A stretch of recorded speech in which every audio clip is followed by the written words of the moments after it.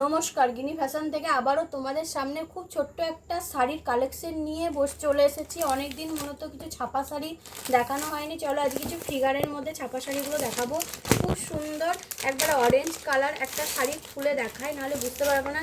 এর এতটা সুন্দর কারুকার্য, মানে এতটা সুন্দর ফিগারের মধ্যে কাপড় কিন্তু খুব সুন্দর। একবারে পুরো শাড়িটা দেখে নাও, পুরো শাড়িটাতে পুরোটাতে অল ওভার পুরোটাতেই কাজ করা।